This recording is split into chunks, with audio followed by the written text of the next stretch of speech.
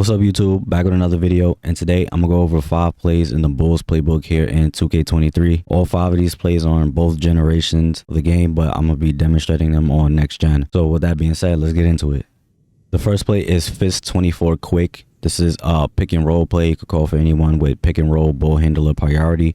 If you don't know what play priorities are, I'll leave a link to a video in the description that can help you out. And if you play my league and you're looking for this play, it'll be under pick and roll option. And even though it's a pick and roll play, I like using it to get some wing threes. So I'm gonna run it and then go into replay and talk about it.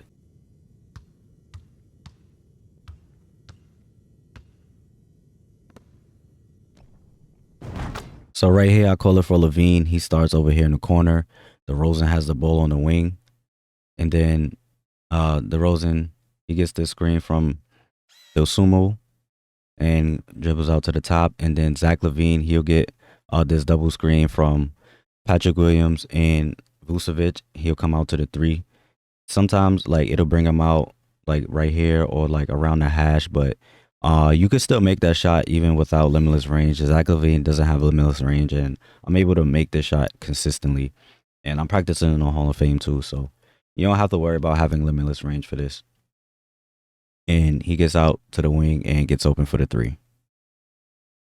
So like I said, even though this is a pick and roll play, I like using it to get 3s because when you actually use the pick, you see how it has you going to this corner, but Patrick Williams is here, so it's just not really a lot of space for you to work with unless like you catch the ball, and like if you don't have the shot, you could just manually call for a screen and then switch the side to make him screen on this side so you have more space. But like I said, that I just like using it to get the 3 because this 3-point option is really consistent. And like I said, even though it brings you kind of far out, you don't need limitless range. So if you got a player that you really know their shot, you could get a lot of 3s off this play. The next play is Fist Zip Down Ghost. This is another pick and roll play. Call for anybody with pick and roll ball handler priority. If you play in my league and you're looking for this play, it'll be under pick and fade 3. And even though it's a pick and roll play, you have 2 opportunities for 3-point shots.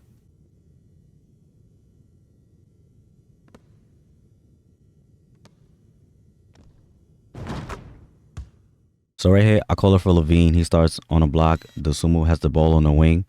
Then Levine, he'll get this screen from Vucevic and come out to the wing, top of the key area.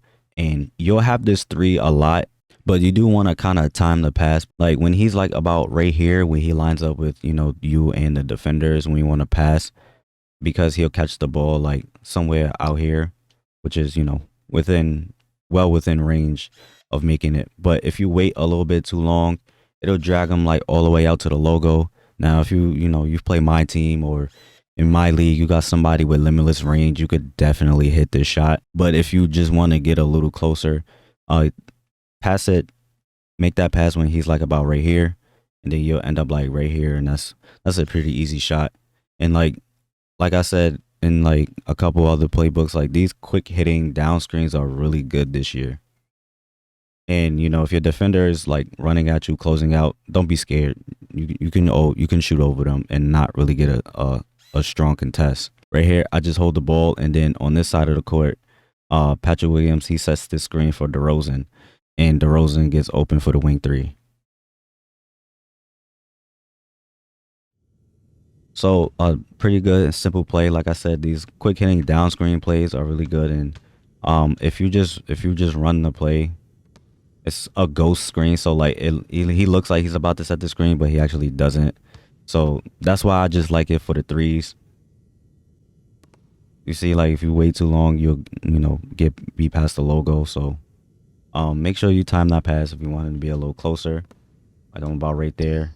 And then, like I said, don't be afraid of the AI running at you on a late closeout, because a lot of times they don't really get good contests.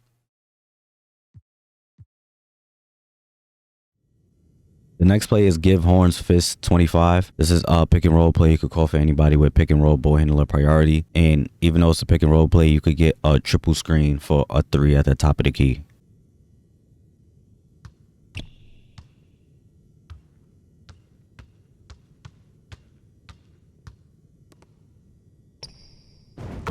So right here, I call it for Desumo, but Zach Levine is the one that ends up getting the shot. So I have the ball at the top with DeRozan, and I get the screen from Patrick Williams. The play is supposed to be this handoff right here, but I just keep the ball with DeRozan, and then Zach Levine, he'll get this triple screen, come out to the top of the key, and get open for a three.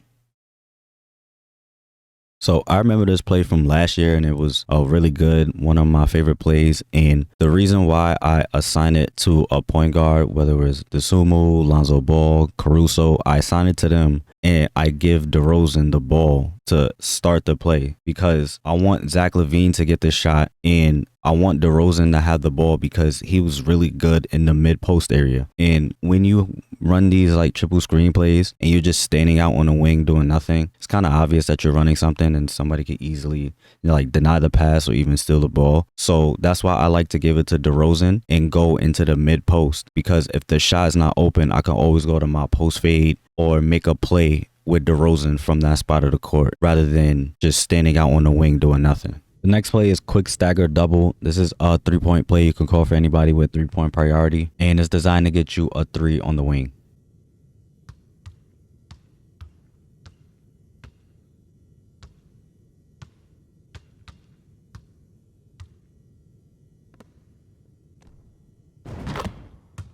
So right here, I call it for Levine. He starts over here on the baseline, and DeRozan has the ball up here on the wing.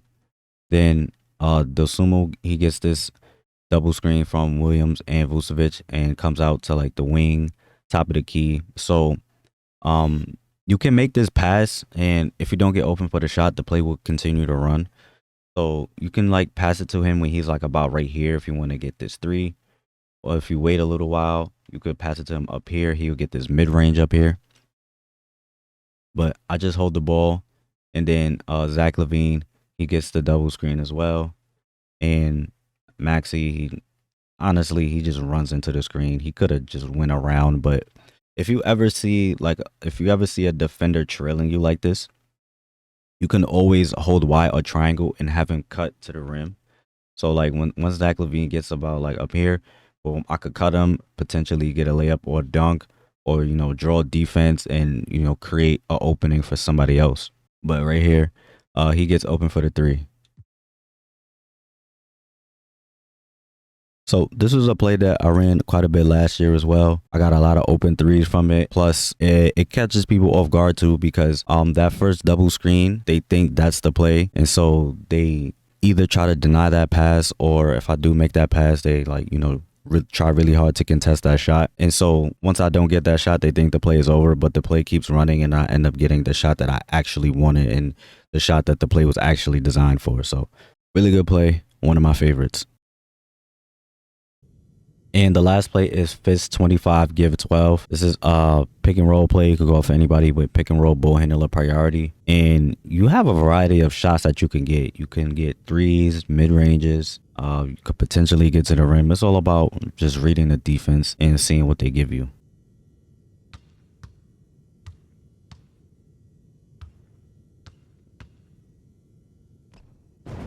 So right here, I call it for Levine. He starts over here in the corner. The Sumo has the ball at the top. Levine will get this screen from DeRozan and come out to the wing. And then I hand the ball off to Levine. And when you hand the ball off, your first instinct might be just to like instantly run and try to get to the screen. But just take a split second to survey the defense like I do right here. I just take this split second because a lot of times you might have enough space for this 3. And you also give your screener some time to move up, because if you move too fast, a lot of time it'll just throw the timing off the play. So just take that split second, survey the defense, see if you got a shot. If not, then you continue running the play. And this is probably like the most likely scenario.